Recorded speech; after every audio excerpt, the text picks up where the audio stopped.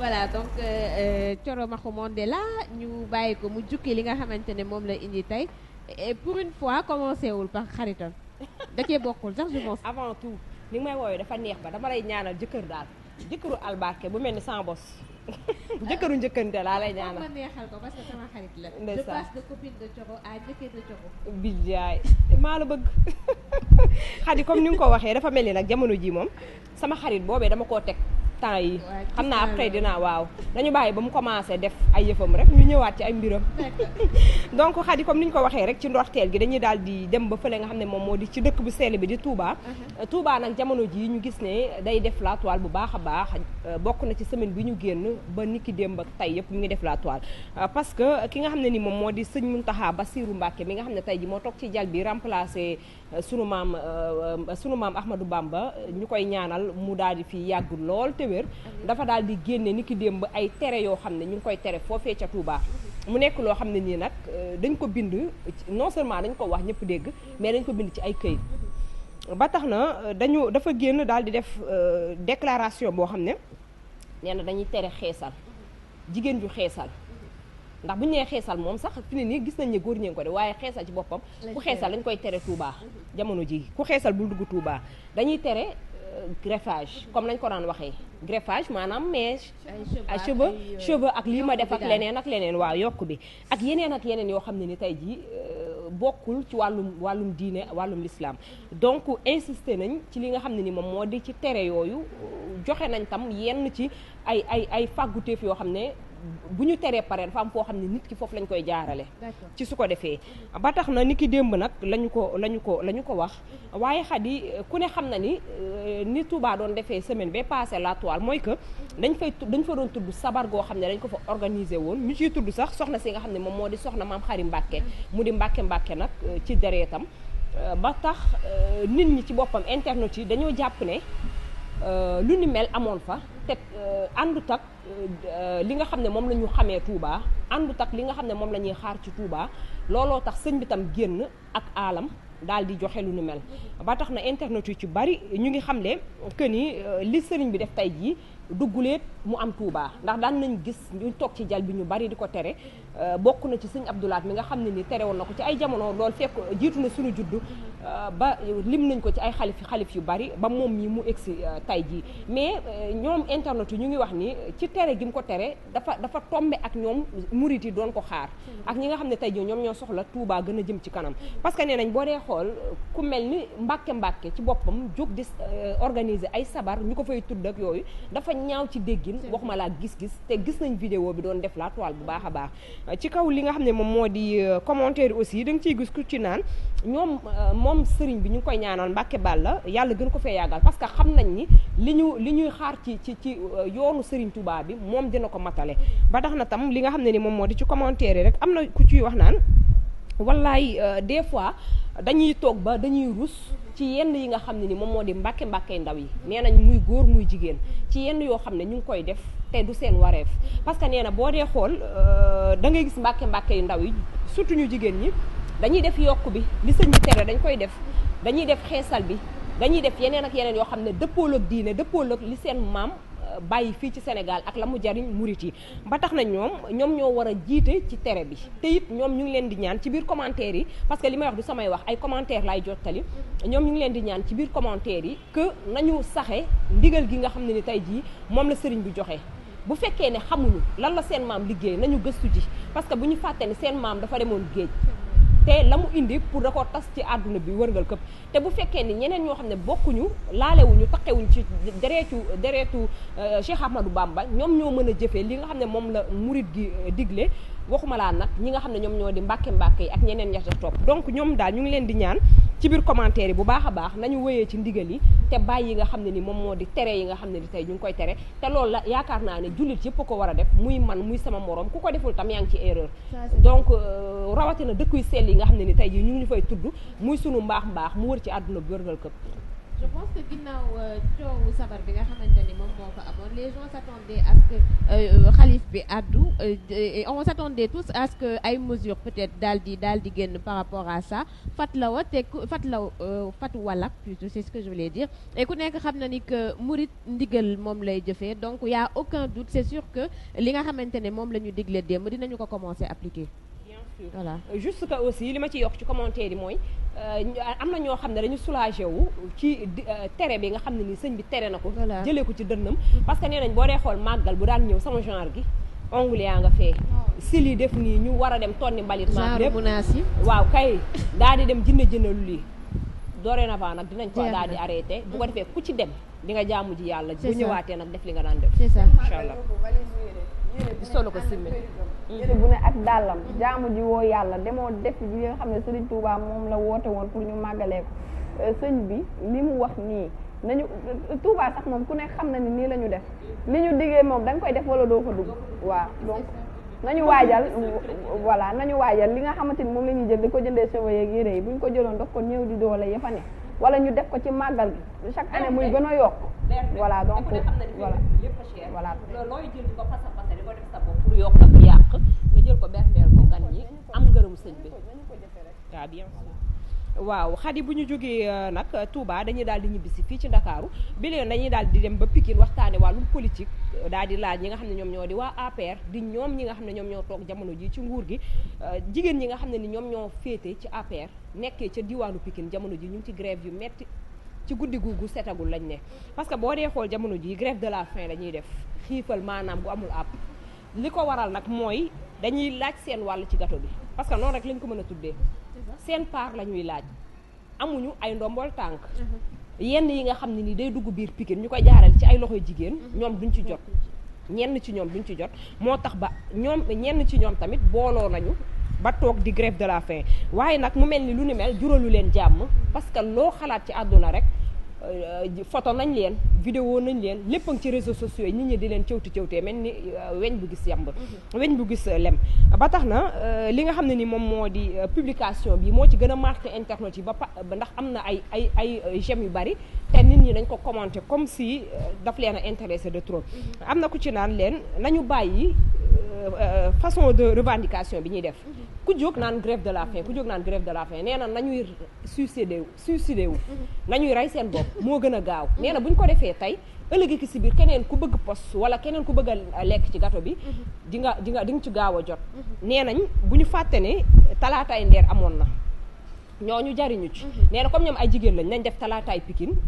bu ko defee dina gën a yomb am na ñu ciy dem sax ba leen di wax naan forme bi ñu war a suicider woo nañu ut cocktail boo xam ne dañuy boole maanaam ammoniac vinaigre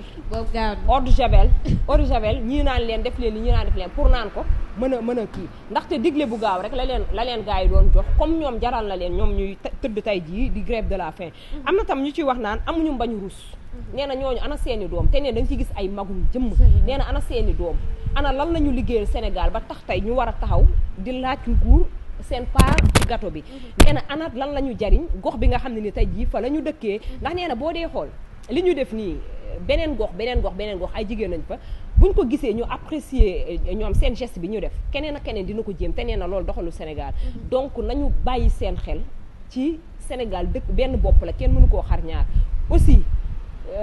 da ngay liggéey pour mën a jariñu soo ñaqul doo jariñu waaye mënoo toog rek pour am loo xam ne ni tey tam ji da nga koy jariñoo ci ay lijjanti ak ay naka sakandang ba tax na am na ku ciy wax naan soxorante moo judd seen biir parce que nee nañ boo dee xool Pikine jamono ji am na yenn poste yoo xam ne mu ngi fay commencé di dugg surtout rawatina ci jeunes yi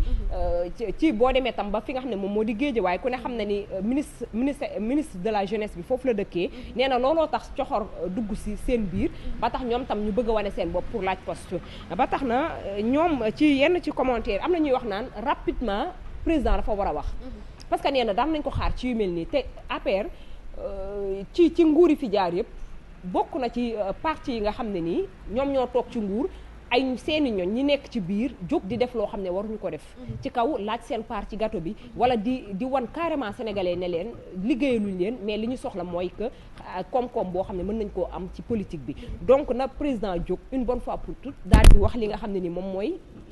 recadrer leen wax leen li nga xam ne moom mooy seen njariñ ak ne leen nañ liggéeyal Sénégal moo gën ñuy laaj seen part ci gâteau bi. Je pense que président déjà moom am na lu ko doy c'est que barke en ce moment et autre chose je suis d'accord ak ki naan que ñii ñu ngi wane ni que seen intérêt personnel moom moo leen tax a jóg et pas intérêt nit yi autre chose pour terminer ci biir APR y a trop de frustrés en fait. Vraiment xaw ma nag ñu waral loolu. revenir un peu fii Thioro daanelee président bu dee respecté nañu du wax si li sérieusement bu dee respecté na Sénégalais yi il ne va pas parler de ces choses là parce que amaluñu njariñ benn amalu ko njariñ moom ñii bu fekkoon amal nañ seen bopp njariñ duñ toog foofu naan dañuy grève de la faim et c'est pas la première fois qu'on note ça malheureusement c'est aussi à Pikine que ça se passe jeunes yi ñoo ko tàmbali woon. il y a 2 mois de cela. voilà góor ñi la jeunes yi ñoom ñoo ko tàmbali woon. malheureusement même localité bi la même mbir bi la pour partage du gâteau bi ñuy wax c'est-à-dire politique liñ naan politique boog liy yoon duggoo ci ngir am da nga ci dugg ngir defar malheureusement ñii am moo leen tax a dugg te ñii jaruñu dénk dara quand tu vois li ñuy def nii jaruñu dénk dara nit day am looy jommale si bopp ana seen i njaboot y a des gens qui l'ont dit warul ñu ruus toog ñu ngi leen di photo ki filmé ñu naan dañuy grève de la faim pour des postes ñoom ñooy ñan ñoo non mais woo leen jox leen 100 000 francs ñu bàyyi. mais non ça veut dire que ñi góor ñi ko njëkkee est-ce que am nañu résultat ba ñoom jigéen ñi aussi ñu jug ne day voilà. il y a 2 mois de cela. même poste la ñu jël ko dugal ko député. mujjul mais fenn attends poste boobu est-ce que inul problème moom mooy bu fekkente ku jigéen kooku ñu fal moom moo tax jigéen ñi ñoom moo leen incité à ce que ñu génn taxaw di révolter parce que ñu ci bëri nee nañu ñoom ñoo njëkk a dugg kooku noonu ci li nga xam ne moom moo di politique seulement que peut-être am na tour wala jigéen la am na nu mu mel moom moo tax ñu jël ko def ko favori ak ñeneen yi aussi dañ leen a digoon loo xam ne xadi li tax seen situation di gën a doy waar dañ leen a digoon loo xamante ni joxuñu leen ko ñoom leer na leen ni seen intérêt personnel moom moo leen ci dugal parce que xam nañ ni bu ñu ko campagnelee ba gañeel ko goxam am na lu leen di xaar loolu ñu leen di xaar joxuñu leen ko ñun suñu yoon nekk su ba ñuy taxaw ci presse bi parce que biñ leen koy digeewuñu leen ko woon ci presse bi ba tax ñuy jooy keneen ki ñu jël ci ñoom seen biir seppi ko am lu ñu ko fal moom moo metti ñu ci bëri ba nga xam ne ñooy génn di grève de la faim mais bu leen ci dara fekkee wala ñu dee ci wala maara d'état leneen am ci ñoom ñoo koy yëg te précision bi mooy comme ni nga ko waxee li tax président war a génn recadrer leen mooy il y a 2 mois de cela jeunes yi dañoo génnoon di casse grève de la faim am ci ñoom ci jeunes yi récemment am na monsieur Diallo lañ fal coordonnateur jeune APR yi mu ngi dëkkee Pikine mu mel ni grève de la faim bañ defoon am na lu mu wane parce que bi mu defee noonu ñoom jeunes yi nga xam ne ni ñoom ñoo nekkoon ci grève de la faim ñoom ñëpp a génn def ay posté seen Facebook ak yooyu di wax ni grève de la faim bi am na lu mu leen jural donc bu amee jigéen ñi jógaat ñoom tamit def rek am na lu ñuy xaar am na li tax ñu def ko. ñun sénégalais lambda on nous manque de respect tout le temps je suis d'accord ak Assane quand il dit que le président warul ci àddu warul leen faale et cetera parce que je sais pas elles ont envie de def grève lekk ak naan ak a neex. président am na lu ko doy. am na lu ko doy. dañu daal di xam naa xam-xam yi du jeex ku ci nekk di ci bëgg a wax sa xalaat. mais dañ koy tënk foofu daal di wax ci leneen loo xam ne day xew fii nag ci sunu réew. mais li ci gën a garaaw mooy roy dàq comme ni ñu ko waxee. suñu jikko la nag. suñu jikko la waaw roy dàq te lu ñu dugg nag mu gën a fës tubaab bi lañ daan gis ñu koy def. ñoom lañ daan gis ñu koy appliquer ak ñeneen ci sous région bi waaye Sénégal kenn mësu ko woon gis ci yenn yi. jamono ji xadi demande en mariage bi day am fii ci biir Sénégal xale jigéen yi góor ñi ñu ngi koy def rawatina jeunes yi ba tax na bi la yoon bi ci gën a fës mooy plage bu Mamel dafa am demande en mariage bu fa am ba nga xam ne nii nit ñi ña nga fa woon di filmer ko photo ñu daal leen diktal rek li nga xam ne moom moo di vidéo bi bu fekkee charge mën nañu koo indil gis nga ci plage bi gis nga couple bële ñoom la woon mais on a waaw la photo ba tax na ki koy filmer xam naa ne sori na leen waaye mi ngi naan c'est trop beau di leen kañ daal te it c'est romantique gis nañ ne li nga xam ne ni moom moo di yenn caméra yi parce que man je me demande que lii mën na nekk film mën na nekk leneen mais daal dafa heurté li nga xam ne ni moom moo di xelu ñi nga xam ne ñoom ñoo di internet yi parce que ñoom gisuñu ne lu ni mel war na am fii ci Sénégal. non mais waaw parce que booy xool dañ leen a critiquer ba nga xam ne nii en telle sorte que da ngay sax jommi ci li nga xam ne moom moo di ci li nga xam ne moom moo di commentaire yi am na ñu leen di wax naan ana seeni waajur ñoom ñi nga xam ne ni ñoom ñoo def demande en mariage bi ana seeni waajur ana fan lañu féete ba tax ñu bàyyi seeni doom ñuy dem ci ay plage ak lii nee nañ lañ sunu maam yi yare woon la sunu ndey yi sëyee woon ak sunu baay yi tey jii ñun ñu koy sëyee te gisuñu ci lenn loo xam ne ni lu bon la nañ ko continuer mais nee nañu sénégalais mooy roy dàq te nee nañ bu ñu commencé di wane lii amaana dinañ ko fi gisati ko fi li leen gën a marqué kay mooy xale yi nga xam ne ñu woon ci alentour bi parce que soo gisee ci vidéo bi ak ci photo bi da ngay gis ne ay xale ñu ngi ci woon am na koy wax ci biir commentaire yi naan xale yi nga xam ne ni tey jii dañu tiit nee na xale yi koy seetaan da ngay gis ne ci biir vidéo bi ñu gisee waa ji fóon gel bi carrément ci biir vidéo bi da ngay gis ne xale yi tiit nañu te seen xel dina am ci yu mu nekk donc du loo xam ne suñu culture la du loo xam ne ni tam tey suñu mbaax la donte ne sax am na fu mu rafetee nee nañ bu ñuy xool sëy dañ ko daan takk ci suuf waxtaane ko ci suuf bu ko defee ñaari sëykat ya da leen daan ci mais nee na loo xam ne dañ koy jël fàng dang ñu sëy soog a ñëw loolu du suñu culture te kenn xamu ko amaana ñoom ñaar mën nañoo nobante sax di làqatu ba sëy am waxuma laak nag ñu jël seen diggante ne ko fàng pour di xaar mariage donc ñoom daal gisuñu loolu du suñu culture nit ñi kaas nañ ko kaasaat ko ci li nga xam ne moom moo di ci commentaire yi nga xam ne jot nañ ko gis ci ñii kaas seen connexion moo doy rek et puis c'est des écrits franchement il y a aucun mal et puis quand on parle de culture à la base ñun li nekkoon suñu culture mooy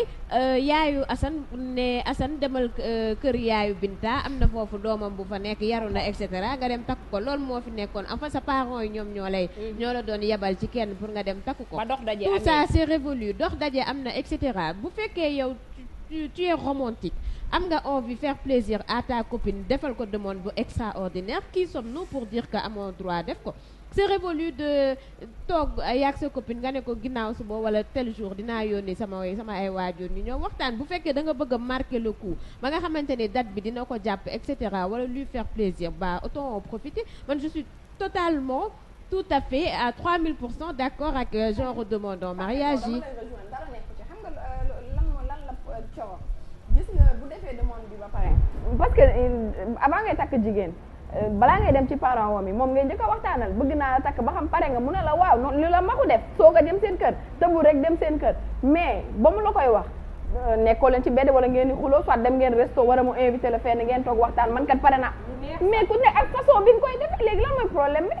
ñii nii bu ñu amoon ku leen ko defal duñu kaas duñu taxaw fii di wax lii dara nekku ci. et puis ñi koy def Sénégal d'habitude ils te disent pas veux-tu m'épouser comme ni ko tubaab bi di defee mais dañ la naan est-ce que tu me donnes la permission d'aller parler à tes parents. Voilà. Donc faut arrêter de dire que du suñu culture. waaye yow exactement. ba pare xamuñu sacré gi mu sacré donte ne fësaluñ ko mais demande bi neex na daal nan ko essayer. C'est ça hein. Assane moi je te conseille déggoo loolu laa bëgg a wax loolu laa bëgg a lancer que Khady bëgg na ko yow waa ji kon Khady bëgg na ko bañu ko daal te ñun ñii waa ji je l'ai pas encore rencontré donc peut-être mu ngi seetaan ku ci topp ñu daal di continuer kon nañ dox rek dem ba Égypte ñu daal fay fekk sunu lions yi ku ne xam ne jamono ji ñoom tam ñu ngi def la toile parce que kenn du wax sport jamono ji te tuddoo CAN bi nga xam ne ñu ngi koy dund waaye nag bukki weesoo neex yi nga xam ne ñu ngi koy gis muy Sénégal ba mu dooree Kenya et tout am na yeneen yoo xam ne judduñ ñet ci ay ñagas parce que boo dee xool sunu défenseur boobu nga xam ne moom moo di Kalidou Koulibaly dafa daal di def ab sortie ginnaaw bi nga xam ne match bi jeex na ba ñenn ci journaliste yi tàllal ko seeni micro di ko interviewé dafa daal di wax bu ñagas jëmee ko ci ñun ñi nga xam ne ñun ñooy taskatu xibaar yi mooy que daf ñoo recadrer parce que doo ci génne sa bopp man mii duma ci génne sama bopp daf ñoo recadrer parce que nee na booy xool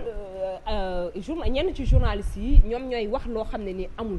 ci équipe nationale nee na ñoom ñooy génne yenn information yoo xam ne ni amul te ñoom ñooy poser yenn question yoo xam ne nii tey jii amul ba tax na daf leen di ñaan ñoom nañuy xoolaat ana lan la ñuy yëkkati di ko wax